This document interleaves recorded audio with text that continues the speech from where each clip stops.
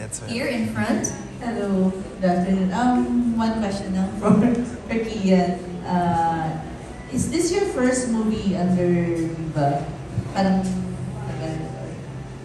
na lead po, yes. Or, well, not lead, of course, but like yung main cast.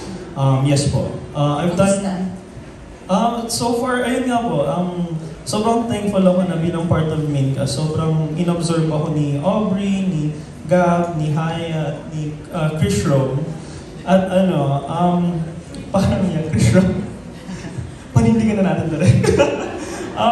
But ayun, mas na-enjoy ko yung experience being part of the main cast because of them. I feel like, confident ko masasabi na if I were given a chance na mamili ng ibang main cast na makasama ko with the same role, hindi ako mamili. I feel I'm happy with the people who I am with kasi may mga moments na kahit sobrang 4 AM nag-shoot pa kami, antok na lahat, laging may nagbibigay ng energy sa set.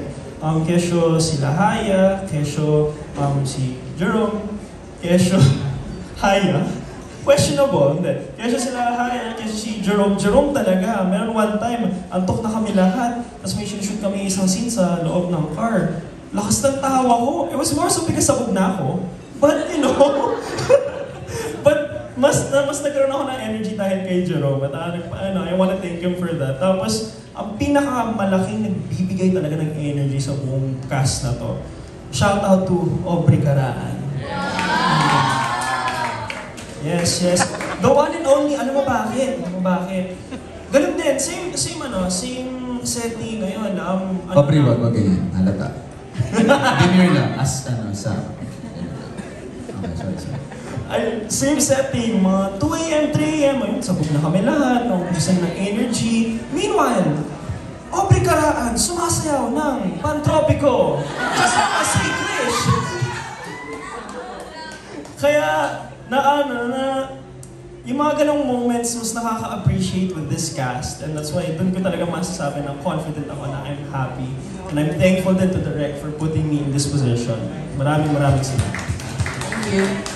Okay, thank you po. Ngayon naman, pakinggan natin, we have a content creator who has a question for our cast. We have Ana Rina Amistoso. I love the name. Okay. Hello. Ang tanong ko lang sa kay Crush Room, kasi as you know, lagi na kasi namin nakikita, anong maipapangako nyo sa mga Crush Room from Safe Skies Archer na aabangan nila dito sa seminary? Kasi di ba sabi ni Direk, 70% horror, then may 30% na love story. Mapapangako? Siguro hindi naman namin kailangan magpangako kasi gagawin naman talaga namin. Is yung hindi nga namin napapractice na yung mga kilig scenes eh. Alam na kaagad namin at hindi na namin kailangan mag-internalize. Kasi meron yun yung nakita mo na tayo nga yung may scene na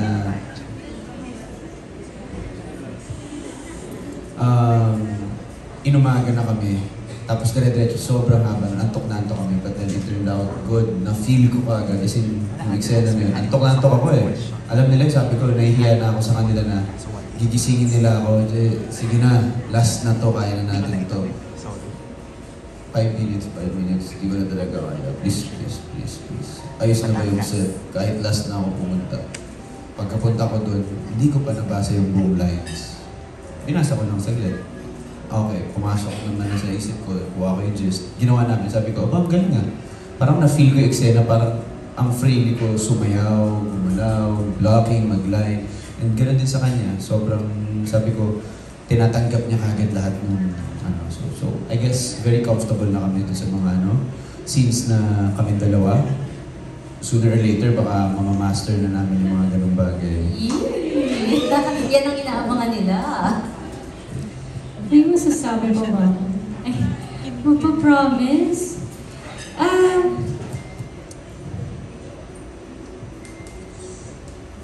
Hirap mag-promise eh.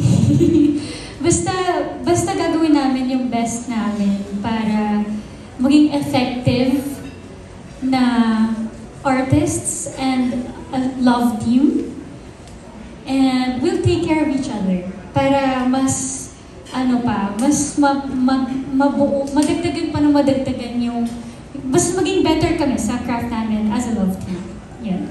Halata ng mga more comfortable na kayo sa isa't isa. So, looking forward sa inyong series. Congratulations.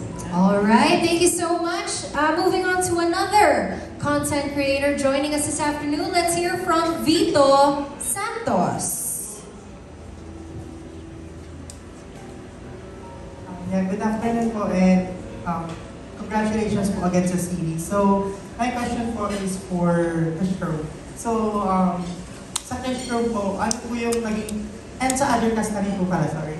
Ano po yung naging challenges na dito making this yung horror series? Ano po bago po sa inyo dito? And gano'n po siya ka-different from working, making Safe Skies Archer dahil magaling? Honestly, honest naman lahat ng sagot ko as usual.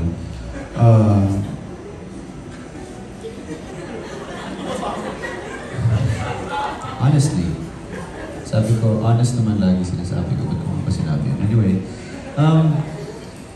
challenge. Siguro yung the fact na after so long, ngayon na naman ako nag-horror eh. And galing ako sa isang kilig na very romance, drama. Dito parang ang challenge ko, sige, gusto ko munang ibigay lahat. Kasi unlike sa Safe Skies Archer, character ko, pananamit ko, pati sa book, lahat yun inaskaso ko kahit sa mga eksena, tinitignan ko anong magandang bagay, blocking, ganito. Unlike dito, ang challenge ko is, mas makipag-cooperate with everyone. Lagi nang tanong ako ng tanong, maya ano kaya magandang shot dito sa ganito, bakit ganito ginawa ni Direk, anong pwede kong maibigay kahit nasa background lang ako. So yun yung mga challenge sa amin kasi nilet go ko yung katulad sa suot ni Arlo, pinabayaan ko sa continuity kahit pa paano, sarili ko lang, di ko na iniisip yung continuity ng iba. Very challenging yung part na kailangan ko siyang ilayo. Kay Jerome, kailangan kong ilayo kay Hero. So, ewan ko kung may mga makikita kayo doon na ibang-iba talaga pag pinanood. So, hopefully, yes. Given the fact na marami rin siyang layers eh. May family pa, may mga pinagdadaanan pa. So, ayun. Excited ako kung ano magiging reaction ng tao if it was effective or not. Kaya po. Sa akin naman, ang pinaka-challenge is pagka oras na yung inaabot. Kasi syempre, meticulous talaga si Direk sa mga shots, sa ilang beses kasi uulitin ng isang scene, hindi lang naman isang beses yun. So minsan inaabot kami ng anong oras, especially night scenes talaga yung kinukunan namin. Pag siguro mga 3 AM na pataas, yun na medyo nahihirapan ako. Nangihingi na ako ng tulong kina Direk Ronnie, kay Ate Jaja, yung namin, yung EP namin. And kay Jerome, parang wala na po kung maramdaman. Kung gano'n kasi, namamanhid na ako sa antok, gano'n. So, thankful ako na natutulungan nila ako. Yun lang naman pinaka-challenge for me. Sa ibang class po, kay Ian and Rob. Ganun din actually with Krish. Ang pinaka-enemy mo talaga with this movie is yung oras. Not only, syempre kasi puro night scenes kami, so we have to do yung mga shots namin a lot later. Until yun yung 4 AM, 5 AM, minsan nga, umabot pa kami ng may araw na. Personally, me, kasi I'm still studying, so parang ang laban ko talaga yun, so yun nga, yung antok. Kasi let's say, last time nung galing kami Batangas, pagka-uwi ko, rumekta ako OJT. So parang, then after that, may rekta shoot ulit, ganun-ganun. So, it's, you're so sleep deprived na lumalaban ka to the point na you're worried about if nabibigay mo talaga yung emotions mo sa scene na to the point na feeling mo nabibigay mo, but when you see yourself on camera, it seems so plain. Parang, akala mo napapakilig ka, pero parang sobrang stoic yung mukha mo. Yun talaga yung enemy mo out of everything. Kaya, kaya I'm thankful talaga na kahit ganun yung mga nangyari, kahit pagod na pagod kami lahat, not just kami main cast, but syempre yung yung crew din mismo, and sila direct, na lumaban pa rin kami, na kinaya pa rin namin kahit ayun nga, umabot ng may araw na, to the point na, ayun, bilad na kami, ganun, basang-basa na kami, kung ano man nangyayari. Ayun. Thankful ako na dahil sa itong buong team na to, na-push namin. Ako, na-challenge po talaga ako dito kasi, yun nga, dahil horror, tapos more on spirits or multo yung nakikita namin, may times na wala naman talaga kaming ka-eksena. Like, ano yung sinabi ni Krish kanina, wala kaming ka-eksena, so ini-imagine mo talaga yung nangyayari, ganun. So medyo challenging siya sa akin. And yung pagiging consistent siguro, kasi pag horror, madaming shots po talaga. So kailangan, kung ano yung ginawa mo dito, ganun din, same din. Tapos, challenging din sa akin, yung mga eksena, kasi nagsushoot naman po kami iba-iba. Minsan, episode 1 sinushoot namin, episode 6. So, yung level ng intense, yung ganun po, na nangyayari. Parang, yun, minsan talaga ang kulit ko kayo na direct, ano na po ba ako dito? Takot na ba ako ng super or ganito pala? Yung ganun. Yun yung mga challenges ko dito sa series. Thank you. For me, I really understand what Ken was talking about. The other day we had shooting and I had to do an emotional and dramatic scene.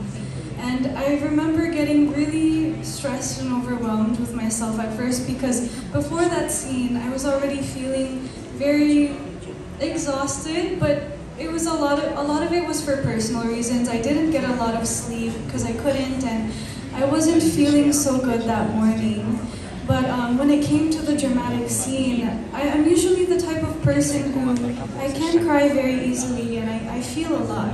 I'm an emotional person, but I felt so numb when it came to being on the cameras because I was just overwhelmed and I was tired and I couldn't think straight. But I'm very thankful because Derek and Ateja and like everyone, everyone was really supportive and patient with me with getting my mind straight and my emotions, in character. And even Gab, he helped me a lot with that, and was very supportive with me as well. So I'm very grateful. And I was able to do it naman. So I'm proud of myself and everyone else.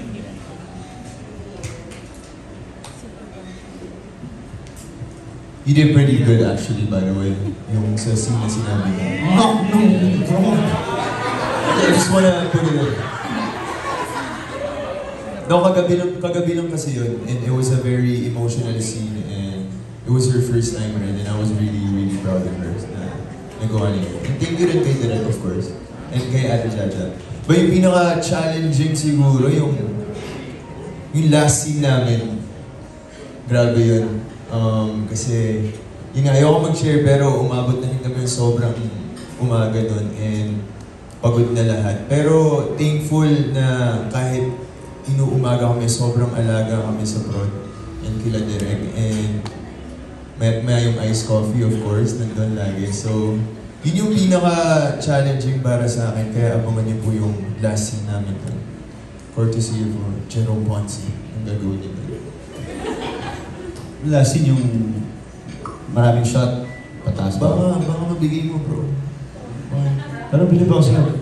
Big Oh, last shot. last shot.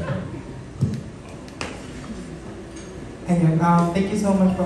But one last question lang po. Anyone from the cast lang, naisip ko lang po, since this is a horror genre po pala ng series, is there any particular po ba na habang nag-shoot kayo hindi naramdaman niyo? Anyone from Ilong Police while shooting the film? A scary part, you know. For me, I remember before we started shooting, because this is my first horror project series, I was scared that we might manifest any bad energy because we're feeling so many emotions. But wala naman, and I'm glad because of that. And it was really beautiful because we had a moment where we did feel heavy because so much was going on, and we we all meditated when we were shooting in Batangas. It was such a nice moment. But the only thing I can say was when we were at the beach house sa Batangas, there was some heavy energy there. But I was trying to figure out if it's just everyone's energy from working so hard and being tired, and also adding on the emotions from acting all of these scary and heavy scenes. I couldn't pinpoint what it was, but there was something heavy there. Even I know some other people felt it. Krisha, I think Aubrey felt it. Did you feel it? I'm not sure. A little. All right. Okay. Thank you so much, Sir Vito. We are near the end.